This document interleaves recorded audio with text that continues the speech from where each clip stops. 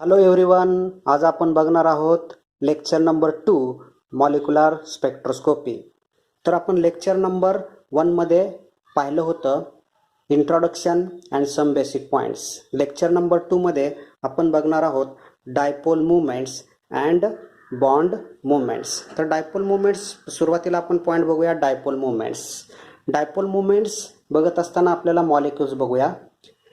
Generally molecule containing positively charged nucleus containing proton and neutron. Protons are positively charged and neutrons are neutral. And it's surrounded by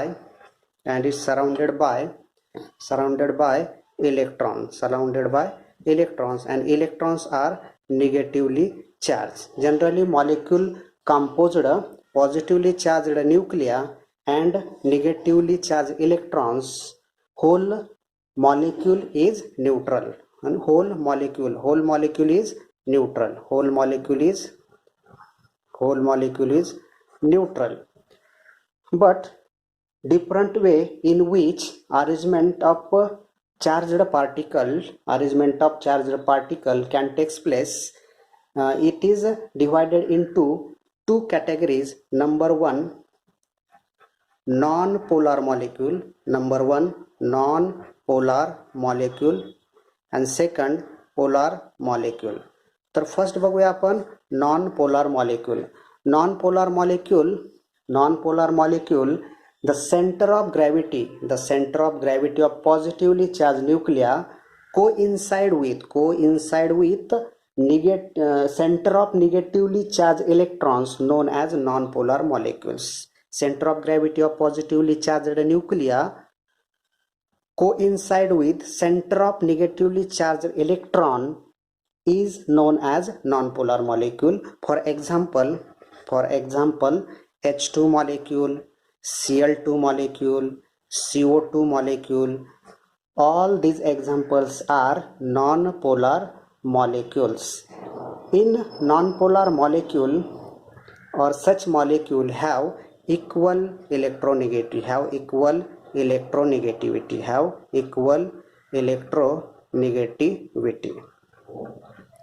तर non polar मॉलिक्यूलमध्ये त्यांची जी electronegativity असते ती कशी असते, equal असते, कारण same molecules आहेत म्हणून त्यांची इलेक्ट्रोनिगेटिव्हिटी पण काय असणार आहे, सेम असणार आहे. The second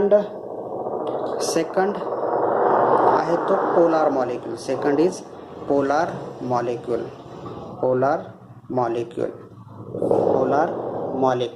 The center of gravity of positively charged nuclei do not coincide with negatively charged electron is known as polar molecule. For example, HCl, H2O, NH3, CH3, Cl, etc. हे जे examples आहेत ते कशाचे example आहेत, polar मॉलिक्युलचे example आहे. आता polar मॉलिक्युल्समध्ये for आपण example घेऊया. एक्झाम्पल हे HClचे घेऊया. HCl आणि Cl मध्ये काय असतात, बॉन्डिंग पेअर इलेक्ट्रॉन्स असतात. हे काय असतात, त्याच्यामध्ये बॉन्डिंग पेअर इलेक्ट्रॉन्स असतात. बॉन्डिंग पेअर इलेक्ट्रॉन हे काय होतात, क्लोरीनकडे अट्रॅक्ट जास्त होतात. म्हणजेच काय, chlorine is more इलेक्ट्रोनिगेटिव्ह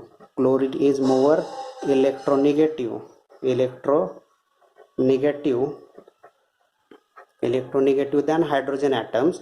Chlorine is more electronegative than hydrogen atom. The bonding pair electrons chlorine atom pull toward itself and it acquire delta negative charge and hydrogen acquire delta positive charge. Chlorine हा most इलेक्ट्रोनिगेटिव्ह असल्यामुळे तो काय करतो, तर electron pair जे आहे ते स्वतःकडे अट्रॅक्ट करून घेतो आणि तो स्वतः डेल्टा निगेटिव्ह चार्ज ॲक्वायर करतो आणि हायड्रोजन हा डेल्टा पॉझिटिव्ह चार्ज ॲक्वायर करतो. त्यामुळे काय होतं त्याच्यामध्ये फॉर्मेशन ऑफ पोल, एक पॉझिटिव्हली चार्जड पोल आणि second is negatively charged pole. This is known as polarisation. त्यालाच काय म्हणतो आपण, पोलारायझेशन असं म्हणतो. आता त्यानंतर आपण बघूया डायपोल मोमेंट. त्यामध्ये बघूया आपण dipole moment. The dipole moment is denoted by mu. Dipole मोमेंटचं डिनोटेशन काय आहे तर म्यू आहे. तर dipole moment is defined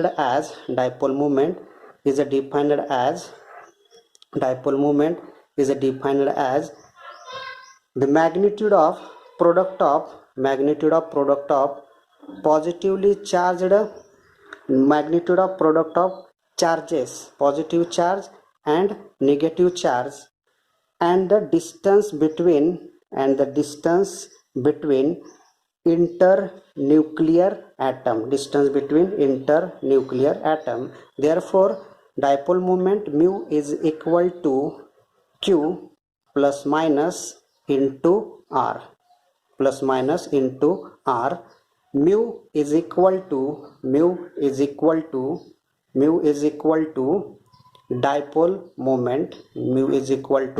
dipole moments. Q plus minus is equal to electronic charge,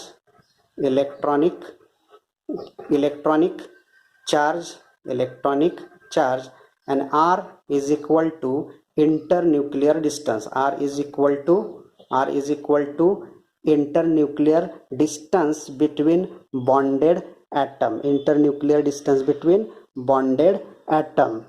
Dipole moment possess a vector quantity. Dipole moment का आहे, एक vector quantity आहे. It is represented by an cross-tail arrow. Cross represent positive charge and arrow represent negative charge. For example, HCl molecule. In HCl molecule, chlorine is more electronegative than hydrogen atom. म्हणजे chlorine हा negative आहे आणि hydrogen हा positive आहे. तर cross tail आपण पॉझिटिव्हकडे दाखवतो आणि ॲरो हा निगेटिव्हकडे दाखवतो. म्हणजे क्लोरीन इलेक्ट्रोनिगेटिव्ह असल्यामुळे त्याच्याकडे ॲरो दाखवला आणि क्रॉस टेल हा हायड्रोजनकडे दाखवला, कारण हायड्रोजन काय आहे, हा इलेक्ट्रोपॉझिटिव्ह ॲटम आहे. दुसरे एक्झाम्पल घेऊ, HF. दुसरे एक्झाम्पल आपण घेऊया HF, हायड्रोजन फ्लोराईड. तर याच्यामध्ये हायड्रोजन हा पॉझिटिव्ह आहे, या ठिकाणी क्रॉस टेल दाखवूया, आणि फ्लोरीन हा इलेक्ट्रोनिगेटिव्ह असल्यामुळं या ठिकाणी हा ॲरो दाखवूया. बरोबर. The magnitude of dipole moments in polar molecule depends upon different in electronegativity.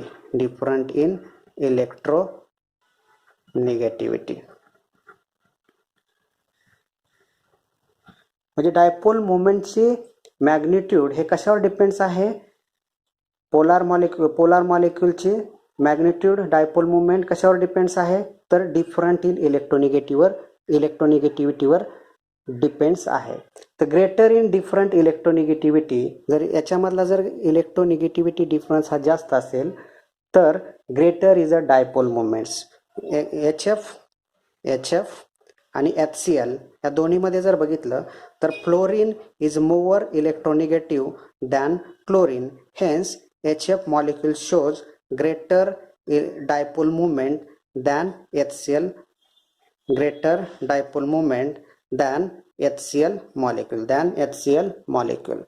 Fluorine हा मोस्ट इलेक्ट्रोनिगेटिव्ह आहे क्लोरीनपेक्षा, म्हणून HF मॉलिक्यूल काय दाखवेल, greater dipole moment than HCl molecule. Greater is a degree of polarity of molecule. आणि त्यानंतर greater of degree of polarity HF ची जास्त असणार आहे, कारण का HF is more electronegative than HCl. Hence, dipole moments in polar molecule depends upon different in electronegativity, greater different in electronegativity, greater is a dipole moment and greater is the degree of polarity of molecules. Next point आहे resonance. Next point आहे resonance. Resonance पण काय असणार, greater is resonance मॉलिक्यूलमध्ये जर greater असेल, resonance greater असेल तर त्याचा डायपोल मोमेंट पण काय असतो, हा ग्रेटर असतो. Dipole moment is also greater. Less resonance असेल तर त्याच्यामधील डायपोल मोमेंट पण काय असणार आहे, लेसच असणार आहे. त्याचा डायपोल मोमेंट पण काय असणार आहे, लेस असणार आहे. Example para nitro aniline molecule. Para nitro aniline molecule containing amine group and nitro group. In para-nitroaniline, the electronic charge distribution from amine group to nitro group, हे त्याच्यामधलं काय इलेक्ट्रॉनिक डिस्ट्रीब्युशन आहे. म्हणजे greater resonance character in paranitroaniline having a greater dipole moments. तर याचं structure आपण असं दाखवू शकतो. स्ट्रक्चर कसं दाखवणार आपण, याचं स्ट्रक्चर कसं दाखवणार, double bond NH2 double bond NO minus. Hence the para-nitroaniline having greater resonance, greater is a dipole moment, mu is equal to 6.10 dBi.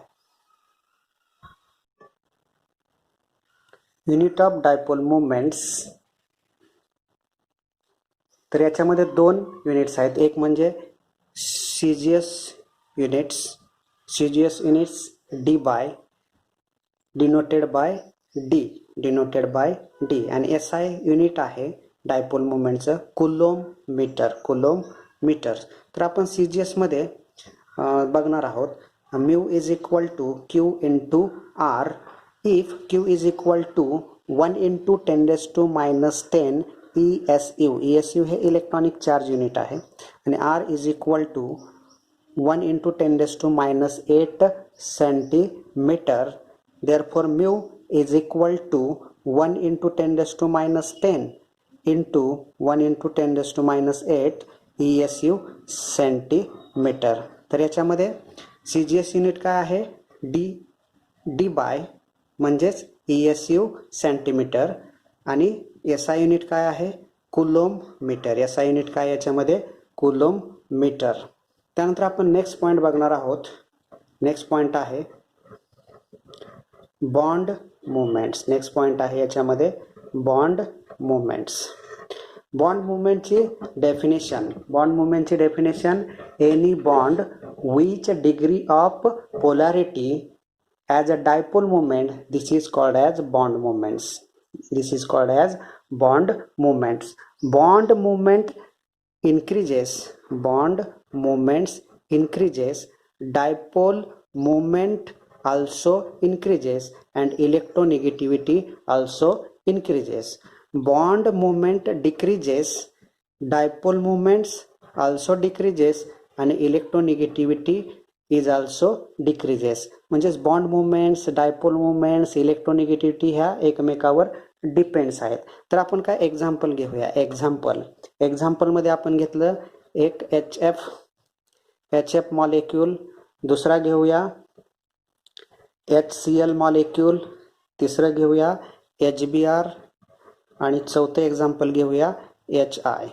हे सगळे काय हॅलोजेनिक ॲसिड्स आहेत. तर याच्यामध्ये fluorine is more electronegative than chlorine and chlorine is more electronegative than bromine and bromine is more electronegative than iodine. तर fluorine is more electronegative, it shows greater dipole moments. याच्यामध्ये जर आपण हे डायपोल मोमेंट दाखवले तर याची dipole moment आहे mu is equal to 1.91 debye. HClची डायपोल मोमेंट्स आहे 1.08 डी बाय. HBrची डायपोल मोमेंट्स आहे 0.8 डी बाय आणि HIची डायपोल मोमेंट्स आहे 0.42 डी बाय. तर याच्यामध्ये आपण काय दाखवूया, यांच्या काय दाखवूया, बॉन्ड मोमेंट. तर याच्यामध्ये आपण बॉन्ड मोमेंट दाखवूया. बॉन्ड मोमेंट्स, क्रॉस टेल हा हायड्रोजनकडे आणि ॲरो हा फ्लोरीनकडे, बरोबर. तर याच्यामध्ये पण आपण अशा पद्धतीनं दाखवू शकतो. या सगळ्यामध्ये क्रॉस टेल हायड्रोजनकडे आणि बाकी ॲरो हे फ्लोरीन, क्लोरीन, ब्रोमीन आणि आयोडीनकडे आपण ॲरो दाखवतो. हे झालं त्याच्यामधल्या बॉन्ड. या झाल्या बॉन्ड मोमेंट्स. हे झाले dipole moments. Dipole moments in A molecules. Dipole moments in A molecules. If μ1 and μ2 म्हणजे एक हा आपण काय कन्सिडर केला, याला μ1 कन्सिडर केलेला आहे आणि याला काय कन्सिडर केलेलं आहे, μ2 कन्सिडर केलेला आहे. μ1 अँड μ2 बॉन्ड मोमेंट्स हे यांच्या μ1 ही बॉन्ड मोमेंट आहे आणि μ2ची ही बॉन्ड मोमेंट आहे. बॉन्ड इन्क्लाइन्ड अँगल थीटा आणि याच्यामधला जो अँगल आहे तो थीटा आहे. अँगल काय आहे याच्यामधला, थीटा आहे. The resultant dipole moments. तर याच्यामधली जी रिझल्टंट डायपोल मोमेंट्स आहे, resultant dipole moments mu is equal to square root μ1 plus μ1 square plus μ2 square plus 2 μ2 cos theta. μ1 μ2 cos theta. तर resultant bond moment mu is equal to square root μ1 square plus μ2 square plus 2 μ1 μ2 cos theta. Theta काय, याच्यामधला हा inclined angle आहे आणि μ1 μ2 काय येते, μ1 आणि μ2 काय, तर याच्यामधल्या बॉन्ड मोमेंट आपण त्या कन्सिडर केलेल्या आहे आणि म्यू म्हणजे काय, याच्यामधलं रिझल्टंट डायपोल मोमेंट आहे. तर आपण याच्यामध्ये आता बघणार आहोत आर्थो, मेटा आणि पॅरा सबस्टिट्यूटेड डायक्लोरोबेन्झिन मधील बॉन्ड मोमेंट्स काय असतात ते आपण बघणार आहोत. Dipole moment in ortho, meta and para substituted dichlorobenzene. तर याच्यामध्ये आपण पहिलं बघूया आर्थो सबस्टिट्यूटेड डायक्लोरोबेन्झिन. या ठिकाणी हा क्लोरीन आहे आणि या ठिकाणी हा क्लोरीन आहे. हे दोन्ही कसे आहेत, आर्थो पोझिशनला आहे. नेंबरिंग पोझिशनला म्हणजेच आर्थो पोझिशन. याच्यामधला जो अँगल असतो, अँगल किती असतो, ही एक बॉन्ड मोमेंट μ1 आहे आणि ही दुसरी बॉन्ड मोमेंट μ2 आहे. याच्यातला अँगल इन्क्लाइन्ड अँगल 60 डिग्री असतो, बरोबर. आणि या ठिकाणचा आपल्याला हा रिझल्टंट डायपोल मोमेंट्स म्यू काढायचा आहे. The resultant dipole moments mu is equal to square root μ1 square plus μ2 square plus 2 μ1 μ2 cos theta. μ1 μ2 cos theta. हे काय, रिझल्टंट डायपोल मोमेंट्स आपल्याला हे काढायचं आहे. याच्यामधला रिझल्टंट डायपोल मोमेंट्स आता आपण काय करूया, is equal to μ1 is equal to μ2. हे दोन्ही कसे आहेत, आयडेंटिकल आहेत. म्हणजे μ1 ची व्हॅल्यू μ2 असणार आणि μ2 ची पण व्हॅल्यू काय असणार, μ1 असणार आहे. Therefore mu resultant dipole moment mu is equal to μ1 square plus 2 μ2 ची पण व्हॅल्यू काय असणार आहे, μ2 ची पण व्हॅल्यू काय असणार आहे, μ1च असणार आहे. μ2 ची पण व्हॅल्यू काय असणार आहे, μ1 cos theta is equal to square root 2 μ1 square plus 2 μ1 square into cos theta. आता याच्यामध्ये कॉमन घेऊया आपण 2 μ1 square. Resultant moment mu is equal to common काय घेतलं, 2 μ1 स्क्वेअर या ठिकाणी 1 राहील, 1 प्लस या ठिकाणी cos theta, 1 plus cos theta. Mu one जो आहे म्यू1 स्क्वेअर हे स्क्वेअर रूटच्या बाहेर काढल्यानंतर काय येईल, म्यू येईल. Therefore mu is equal to mu one in square root 2 into 1 plus cos theta.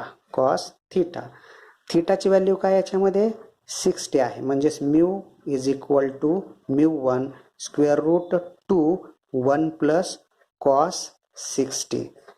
Cos 60ची व्हॅल्यू काय असते, प्लस 0.5 एवढी असते, प्लस 0.5 एवढी असते. Therefore mu is equal to mu one square root 2 plus 2 into 1 plus 1 plus 1 plus 0.5, 1 plus 0.5. म्यू1ची value किती असते डायक्लोरोबेन्झिनमध्ये, 1.5 डी बाय एवढे असते. किती असते, 1.5 डी बाय एवढे असते. Therefore resultant dipole moment mu is equal to 1.5 square root 2 into 1 half. Therefore 1.5 square root 2 into 1 half is equal to 3. आणि स्क्वेअर रूट 3ची व्हॅल्यू काय असते, square root 3 value is equal to 1.7320, 1.730. Resultant moment, resultant dipole moment, resultant bond moment, resultant bond moment mu is equal to 1.5 into 1.732 mu is equal to, यांचं जर multiplication केलं तर resultant bond moment 2.5980 debye एवढी येईल. तर ortho substituted डायक्लोरोबेन्झिनमध्ये resultant bond moment value किती असते, 2.5980 डी बाय एवढी असते.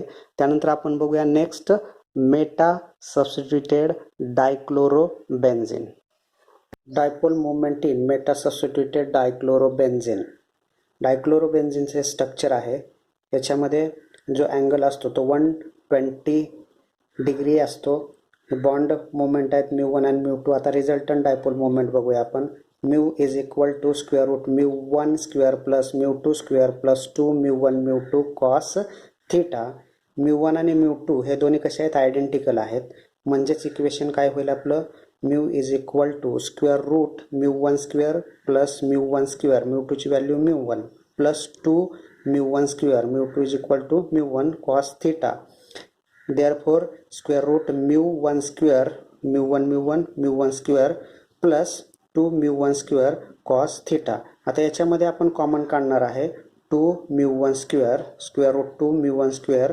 या ठिकाणी काय राहील, 1 plus cos theta, 1 plus cos theta. त्यानंतर हे म्यू1 स्क्वेअर आपण स्क्वेअर रूटच्या बाहेर काढूया, म्यू1 स्क्वेअर स्क्वेअर रूटच्या बाहेर काढूया. Mu is equal to mu one square.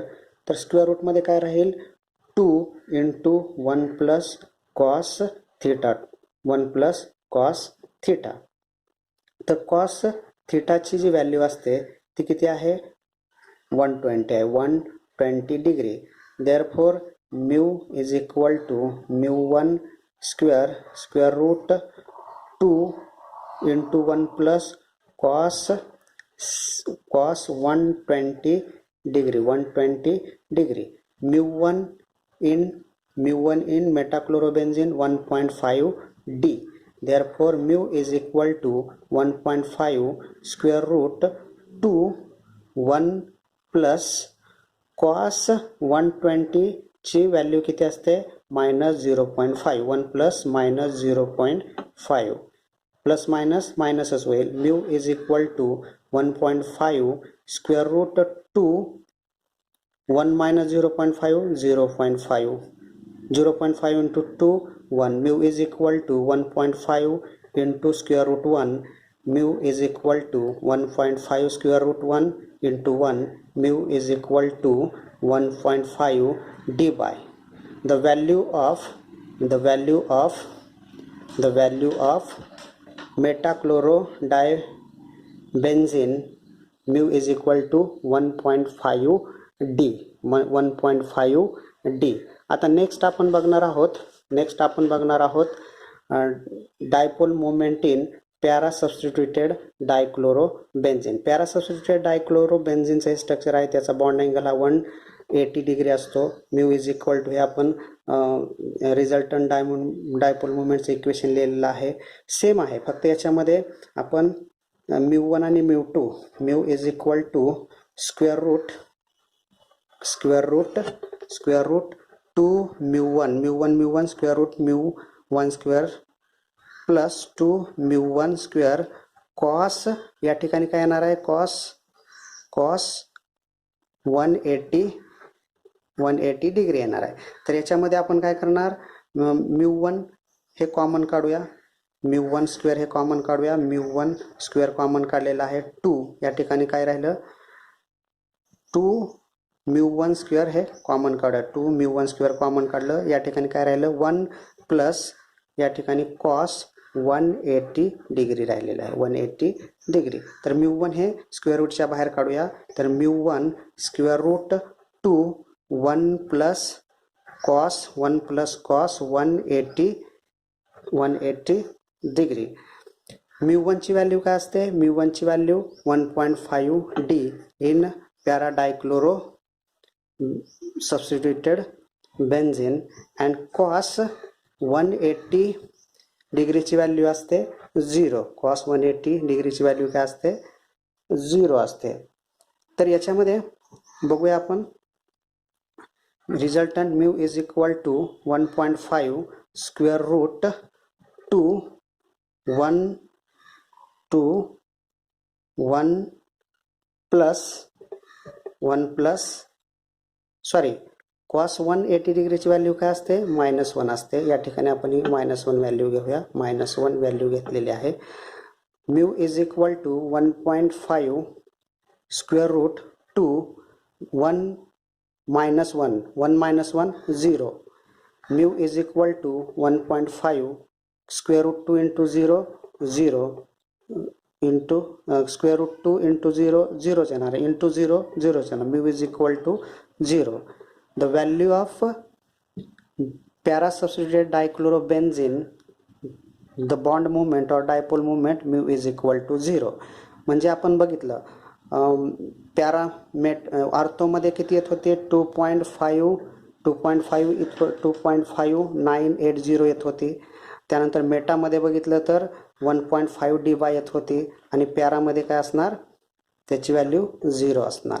Para substituted डायक्लोरोबेन्झीनमध्ये त्याची व्हॅल्यू 0 आहे, कारण यांच्यामधल्या बॉन्ड मुवमेंट काय होतात, कॅन्सल इच अदर, म्हणून याच्यामध्ये डायपोल मुवमेंटची व्हॅल्यू काय असते, ही 0 असते. तर या ठिकाणी आपण पूर्ण बॉन्ड मुवमेंट आणि डायपोल मुवमेंटवर आपलं हे पूर्ण लेक्चर या ठिकाणी झालेलं आहे. तर आपण या ठिकाणी इथं थांबूया. थँक्यू.